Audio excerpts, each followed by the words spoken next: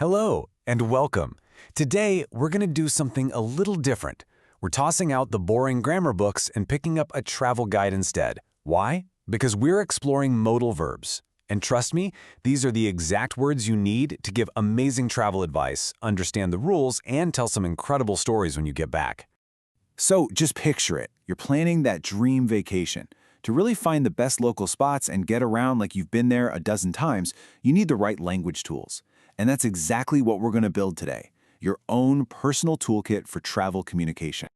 Okay, first stop on our journey, sharing tips and recommendations. You know, this is how we help other travelers find those experiences they'll never forget. When you hear a sentence like this, you can just feel the excitement, can't you? It's that word must that gives it so much power. This isn't just some casual suggestion, it's a super passionate recommendation. It's someone saying, whatever you do, don't miss this. So here's the takeaway. Use must when you want to share something you feel really strongly about. It basically means this is a can't-miss experience. It's the most powerful way you can give advice. Now here's a different vibe. This advice uses should. It's super practical, it's helpful, but it's definitely less intense than must. This is probably the most common way you'll hear people give advice. And here's its close cousin, ought to. Honestly, it works in almost the exact same way as should. It's just another great option for making a really sensible suggestion. Like, telling someone to take the train because it's faster. So just to wrap this part up, for general helpful advice, think of should and ought to as your best friends. They're friendly, they're useful, and they're pretty much perfect for everyday recommendations. All right, we've got our recommendations packed. Now it's time to understand the rules of the road, or, the rules of the airport.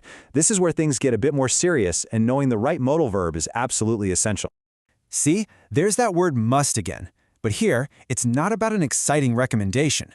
This is an official rule, a command really. It signals an obligation, something you have to do. There's no choice here.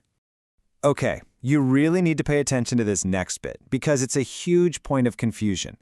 Mustn't and don't have to. They look kind of similar, but their meanings are worlds apart. One is a strict don't do it, while the other just means it's up to you. Let's break it down. Mustn't means something is totally forbidden.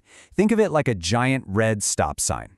You mustn't lose your boarding pass means it is absolutely critical that you do not lose it. If you do, you're going to have a big problem. Don't have to, on the other hand, is completely different. It just means there's no obligation. It's not necessary. You can do it if you want to, but nobody's making you. You have a choice. Getting this difference right is key to a smooth trip. Okay, we've planned the trip, we know the rules. Now, let's fast forward. We're back home, telling our friends all about our adventure. And to do that, we need a different set of modal tools. So when we're talking about a skill or just a general ability that someone had in the past, the word we're looking for is could. It tells us what was possible for a person over time, not just in one single moment.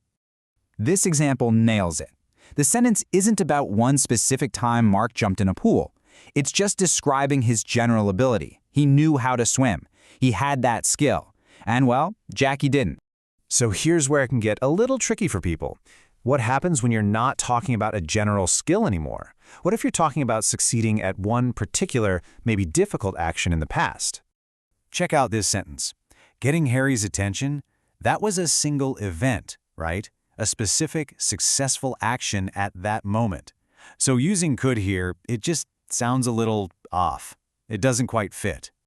And here's the fix.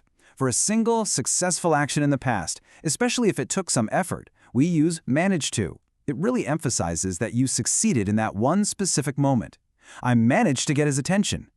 That sounds so much better, doesn't it? Okay, now for the fun part. Let's put all of this together. We're going to apply what we've learned to a really important topic, sustainable travel, or what some people call greener travel. And the best part is you really can explore the world responsibly. It just takes a few smart choices. And, learning how to talk about those choices is a perfect way to practice our new modal verbs. All right, pop quiz time. How would you fill in these blanks? I'll give you a second to think about each one. For number 1, leaving equipment on standby. Yeah, that's not great, so you shouldn't do that. For number 2, using public transport. That's a good suggestion, so you should or ought to use it. Number 3, clean towels every day. Well, that's a choice. It's not required, so you don't have to have them. And finally, number 4, and this is a big one, buying souvenirs from endangered species. That's a serious prohibition. You absolutely mustn't do it. How'd you go? Wow, we have covered a lot of ground today, from giving advice to telling stories from the past. So let's lay out all of our new tools in one place for a quick final look. And there it is, your complete traveler's toolkit for modal verbs. You've got must for those strong feelings and the rules you can't break. You've got should and ought to for friendly suggestions. Then there's mustn't for things that are forbidden, and don't have to for when something is totally optional. And of course, for that awesome story of success, you've got manage too. This is a great little cheat sheet to have handy. So you're all packed and ready to go. You have the words to advise, to understand, and to share your adventures more clearly and powerfully than ever. The only real question left is, where will your English journey take you next? Thanks so much for joining me on this trip.